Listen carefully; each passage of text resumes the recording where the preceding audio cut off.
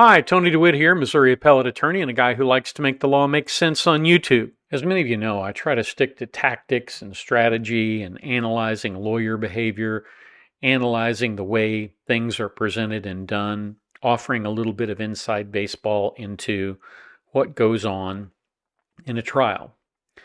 But today I am going to step away from that role for a moment and do something I very rarely do here: editorialize. So think of this as an editorial. When I was in the Army, they had motivational posters all around, things like the general orders and other things that we were required to memorize. And one of the posters was there to apparently motivate the drill sergeants. Not that those guys needed any motivation. I think they enjoyed picking on us.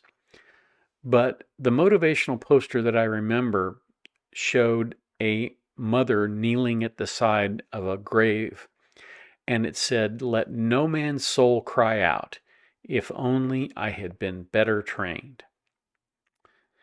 I thought about that poster the other day when the Hannah Payne verdict came in. She was a person who was not well trained. How do we know that she wasn't well trained? Well, let's take a listen to her describe the process. And because you were going to all these different places to meet people you don't know, did you do anything for your safety? I did. And what was that? I registered for a concealed carry permit, and when I received it, I purchased a firearm. Did your company know about this? They did, yes. And were they in support of this? Yes, they were. And it was not unusual for other individuals with the same type of work to wear a gun or have a gun? No, not at all. Okay. And you said you purchased a gun. What kind of gun did you purchase? It was a Springfield, and it was a XD because it was smaller, so I was able to keep it concealed. Okay. And you got a valid permit, correct? Correct. What else did you do to help make sure that carrying a permit or carrying a gun on your side would be safe? I would go to the shooting range, and at different shooting ranges they offer kind of like a variety of options, including self-defense kind of classes, or tutorials rather. And did you ever take one of those classes or tutorials? I did. And which one did you take? It was a while ago, so I wouldn't be able to tell you exactly, but it was a self-defense training course. Okay. And in this training, what did you learn from what they were teaching? Just how to properly store your weapon, how to properly remove your weapon, how to make sure that your safety when doing so doesn't cause accidental discharge. And they would explain how when you pull your weapon out, that the way you hold it is determined based on what you're ready to do. In other words, you keep your index finger on the slide until you're ready to pull the trigger. When you're ready to pull the trigger is when you put your finger into the trigger guard. Right, now when you say the slide, is that the top portion, the side portion, or is it a combination of both? Like the side. Okay. How your hand would normally just rest. And is that all that they were training for at that time? For the most part, yes.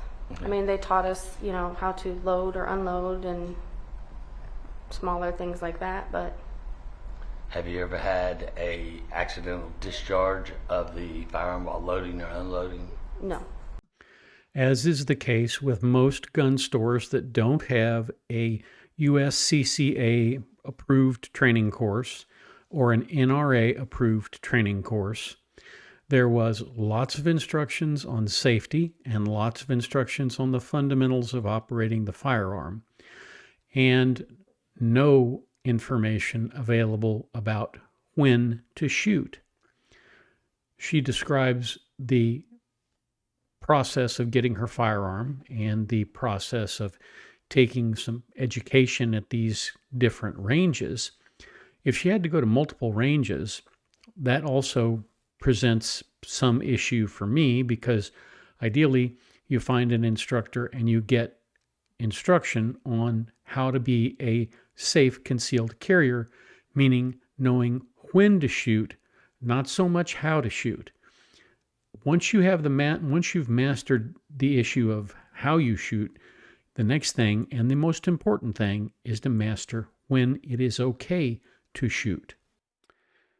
Too many men assume that teaching a woman how to hit a target with a pistol, and trust me, my wife can shoot the antennas off of a gnat at 50 meters. Some people think that's all the training somebody needs. You point the pistol where you want the bullet to go and squeeze the trigger. That's not training. That is essentially learning marksmanship. Training has to do with the exercise of judgment, and the exercise of judgment is an important facet of being a concealed carrier. And just because you can hit a target with a firearm doesn't mean you should hit a target with a firearm. So, like I said, knowing how to shoot is important, but knowing when to shoot is actually vital. The key for Hannah is that you can't be the aggressor. If you're the aggressor, you don't have the right to self-defense. You don't have the right to pull that trigger. You only have the right to pull that trigger when someone is attacking you. And when you reach into somebody else's car, you're attacking them. And in fact, in many of the southern states, if you're reaching into someone's car, that can be considered an attempted carjacking, and you could get shot, and they're not going to go to jail. This was a tragedy because apparently nobody ever explained this to the woman. Otherwise, she might have listened to the 911 operator. There is a hierarchy to self-defense. At the top of that is the mandate that you cannot be the aggressor. When we instruct people on self-defense at home or in business, we tell them that as long as the person is coming toward you and presents a deadly threat, you can legally shoot them if you are in legal possession of a firearm. But the minute that they turn and run away, when they see your firearm, if they turn and run, you can't shoot them, because when they're running away, they're not a deadly threat. Your firearm has done its job at that point. It stopped an attack. Hannah was trained how to hit a target, but not when to employ her firearm, and a man lost his life because of that. If your wife, daughter, mother, or other female loved one owns a gun, get them into an NRA or USCCA home defense course. If they're going to conceal and carry, particularly in a constitutional carry state, get them the proper training. It makes an excellent Christmas gift. And for those strong, independent ladies out there who don't need a man to teach them how to operate a firearm and who feel completely comfortable on their own carrying a concealed weapon, let me urge you, if you have not had training, to go take training. It is very important that you understand the laws of your state, the laws of neighboring states, where you can go, where you can't go. It will save you many, many hours of heartache to go through that course and understand both what your responsibilities are as well as what your rights are. Finally, sign them up for the podcast Self-Defense Gun Stories. That little 20-minute gem tells true stories of armed self-defense and points out what was done right and what was done wrong. More importantly, it gets you thinking about what you would do in a similar situation. And yes, my wife and I listened to it together. That's what I have for you today. A little shorter than usual, and because it discusses firearms and firearms law, it probably won't be monetized. I consider it my civic duty to keep people safe, and I'm proud to help point people to these excellent resources and to give people some well-intentioned suggestions about how they can make themselves safer while at the same time minimizing their risk of ever being prosecuted. So, thanks for watching. If you have any questions, leave them in the comments down below, or you can send them to me by email. Like, share, subscribe, all that stuff.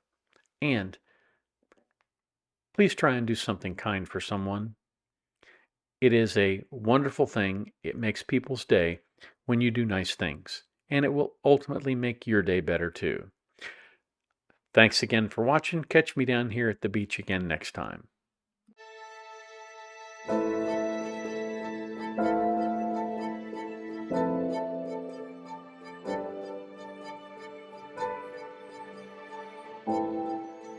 If you like this video, here are a few others you might try, and don't forget to subscribe. Have a terrific day, guys.